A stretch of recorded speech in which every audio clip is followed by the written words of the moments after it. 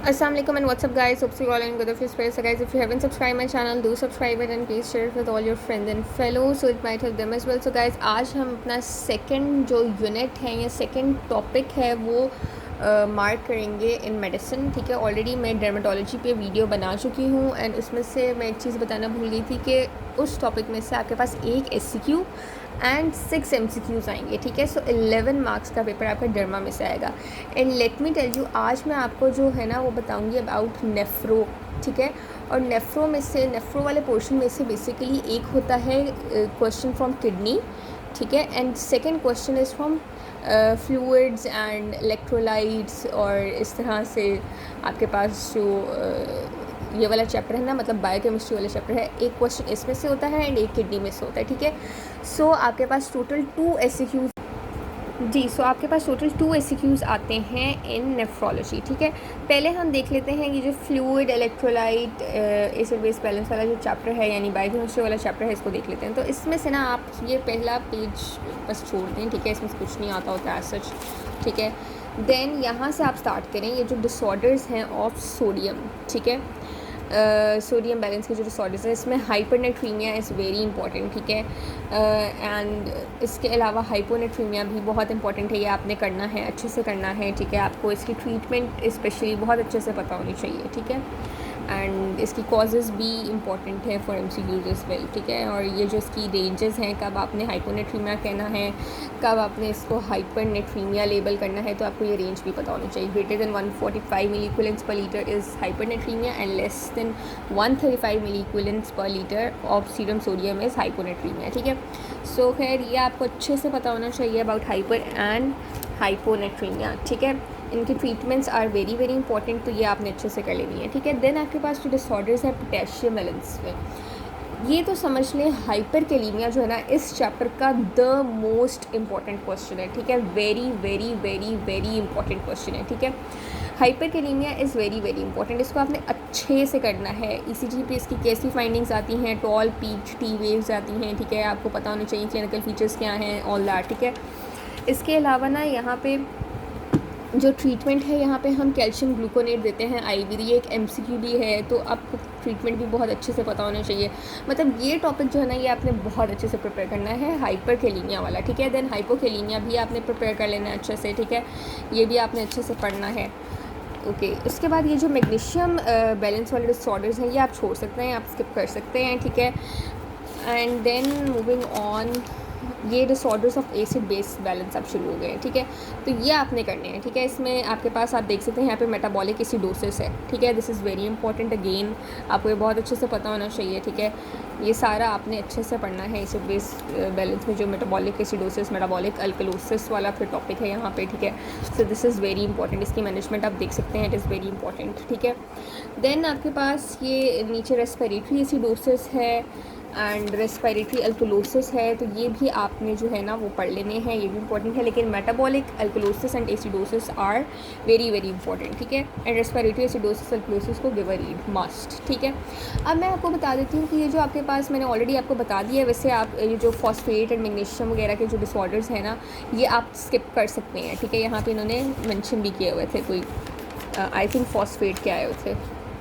हाँ जी, यहाँ पे आप देख सकते हैं ये हाइपोमैग्नीसीमिया, हाइपरमैग्नीसीमिया, तो ये हाइपरमैग्नीसीमिया आप स्किप कर सकते हैं. इसी तरह अगर फॉस्फेट के हैं तो आप इस और बुक से पढ़ रहे हैं तो वो भी आप स्किप कर सकते हैं. मेन आपने जो हाइपरनेट्रीमिया, हाइपोनेट्रीमिया, हाइपरकैलेमिया एंड हाइपोकैलेमिया पे ज़्यादा फोकस करना है. एंड मेटाबॉलिक जो एसिड बेस बैलेंस वाले डिसऑर्डर्स है ना वो आपको अच्छे से पता होने चाहिए. देन आपके पास MCQs के लिए आपको थोड़ा सा पता होना चाहिए कि किस तरह से आपने वॉल्यूम जो है उसको अप्रोच करना है, वॉल्यूम डिसऑर्डर्स को किस तरह से अप्रोच करना है, वॉल्यूम रिप्लेसमेंट किस तरह से करनी है. ठीक है, देन आपको हाइपरवोलीमिया जो है उसके बारे में पता होना चाहिए फॉर MCQs. ठीक है, respiratory acid base balance disorders are again very important for MCQs as well. ठीक है, नॉट जस्ट SCQs, बल्कि ये जो डिसऑर्डर्स हैं of acid base balance these are also important for MCQs as well. ठीक है, सो MCQs के बारे में मैंने आपको थोड़ा सा बता दिया है. एंड ये था अबाउट बायोकेमिस्ट्री वाला जो चैप्टर है about fluid electrolyte acid base balance. ठीक है, अब हम आ जाते हैं अपना नेफ्रोलॉजी पे. ठीक है, अब नेफ्रोलॉजी में ना आपके पास सबसे पहले है acute kidney injury, it is very very very important, ठीक है, वेरी इंपॉर्टेंट, ठीक है। ये आपने बहुत अच्छे से करना है, ठीक है। ये यूक्यू भी है, ओके। सो इसमें ये आप देख सकते हैं जो वर्कअप है फॉर AKI, टाइप्स क्या हैं, टाइप्स इवन आपके सीरीज़ में भी आ जाती होती हैं, ठीक है। और किस तरह से आपने उसको इन्वेस्टिगेट करना है, ठीक है। और ये इसकी next pre renal acute kidney injury, then renal acute kidney injury, ठीक है, उसकी फर्दर जो कॉजेज़ हैं, एंड देन तो आपने ये सारा जो ना एक्यूट किडनी इंजरी वाला इन शॉर्ट जो टोटल टॉपिक है अलॉन्ग विद इट्स मैनेजमेंट, इस तरह जो लिखी हुई है यहाँ पे, वो आपने सारा प्रिपेयर करना है। It is very very very very important, ठीक है। ये इसकी थर्ड टाइप है post renal acute kidney injury, ठीक है। तो ये आपने अच्छे से प्रिपेयर कर लेना है, ठीक है। आफ्टर एक्यूट किडनी इंजरी आपके पास जो सेकेंड इंपॉर्टेंट टॉपिक है that is chronic kidney disease, ठीक है। यहाँ पे आप देख सकते हैं chronic kidney disease is again very very important. इसकी कॉजेज़ आपको पता होने चाहिए, ठीक है। एंड देन इसकी क्लिनिकल फीचर्स एंड इसकी इन्वेस्टिगेशंस आर यूक्यू, ठीक है। मैनेजमेंट आपको बहुत अच्छे से पता होनी चाहिए इसकी, ठीक है।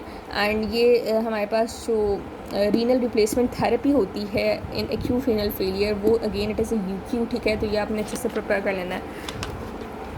उसके बाद फिर आपके पास नेक्स्ट जो आपके पास टॉपिक आ जाता है, ये सारा अभी वही चल रहा है। इसमें आप देख सकते हैं ये डायलिसिस के रिलेटेड भी लिखा हुआ है। डायलिसिस के ऊपर सेपरेट क्वेश्चंस आ जाते होते हैं, ठीक है। तो आपने ये सारे टॉपिक को ना रीड देना। हीमोडायलिसिस इसमें आ गया, ठीक है। रीनल रिप्लेसमेंट थेरेपी, हीमोडायलिसिस, ठीक है। इसी तरह यहाँ पे पेरिटोनियल डायलिसिस है, हीमोफिल्ट्रेशन है। You have to give it a read must. Renal transplantation है, मस्ट मस्ट मस्ट, क्योंकि ये ना टॉपिक्स आपके MCQs में आ जाते होते हैं, ठीक है। तो बस इसकी हेडिंग्स नहीं पढ़नी, इसको एक बार अंदर से भी पढ़ना है because these are important for MCQs, ठीक है। देन आपके पास नेक्स्ट टॉपिक है glomerulonephritis and nephrotic syndrome, glomerulonephritis and nephritic syndrome. It is again very important, ठीक है। इसकी यहाँ से ये बेसिकली टॉपिक प्रॉपर्ली शुरू हो रहा है, जिसमें आपके पास ये post streptococcal glomerulonephritis is UQ, ठीक है। IgA नेफ्रोपैथी का भी आपको बहुत अच्छे से पता होना चाहिए। हिमोचूरिया, ठीक है, अगेन ये भी UQs में आता होता है, ठीक है। हिमोचूरिया की क्या DDs बन सकती हैं, ठीक है। So it is a UQ, ठीक है।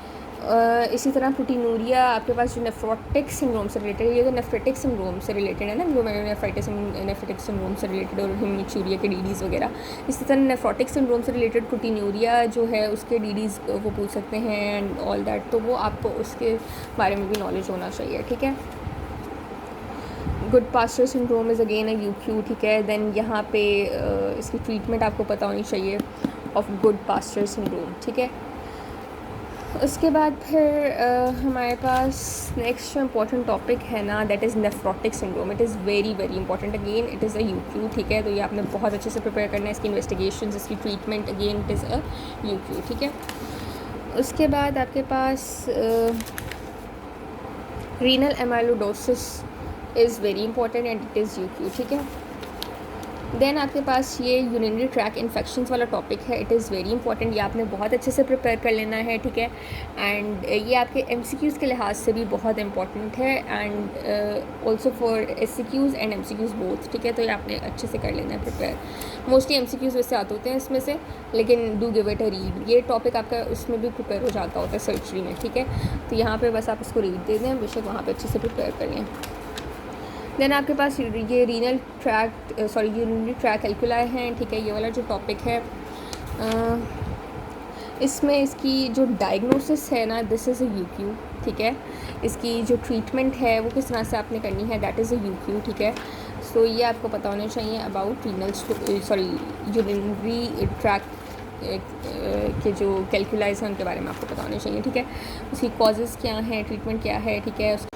बाकी इस चैप्टर में आप एडल्ट पॉलीसिस्टिक किडनी डिजीज़ कर लें एंड ये रीनल सेल कार्सिनोमा कर लें। लेकिन अगेन ये जो टॉपिक्स हैं ना ये आपकी सर्जरी में भी कवर हो जाते हैं। सो मेनली MCQs के लिए जो आपने टॉपिक्स करने हैं ना वो आप लिख लें। Dialysis, tubulo interstitial disease, renal vascular disease and urinary track obstruction, ये सिर्फ MCQs के लिए इंपॉर्टेंट है। जो मेन आपके SCQs के लिए इंपॉर्टेंट है ना वो एक्यूट किडनी इंजरी है, क्रॉनिक किडनी डिजीज़ है, proteinuria, haematuria, glomerular disease, renal cystic disease, nephrolithiasis, ठीक है। ये सारे आपके UQs हैं, ठीक है। एंड जो जिन टॉपिक्स आप छोड़ सकते हैं उसमें आपके पास टेस्टिकुलर कैंसर या पेनाइल कैंसर, ये जो आगे आपके पास मेंशन है, या जो मिसलेनियस कंडीशंस हैं, ठीक है, यहाँ से ऑनवर्ड से आप छोड़ सकते हैं, क्योंकि ये सारे टॉपिक्स वो हैं जो सर्जरी के लिए इंपॉर्टेंट हैं, ठीक है। So you can skip these topics, जो प्रोस्टेट एडिनोकार्सिनोमा है फॉर मेडिसिन, लेकिन फिर भी if you have time do give it a read, आपकी अपनी तैयारी हो जाएगी। लेकिन मोस्टली ये सर्जरी के लिए इंपॉर्टेंट होता है, सो ये मेडिसिन में आप स्किप भी कर सकते हैं, ठीक है। इंपॉर्टेंट यूज़ मैंने आपको बता दिए हैं। Thanks for watching, please do share with all your friends and fellows please. Thank you.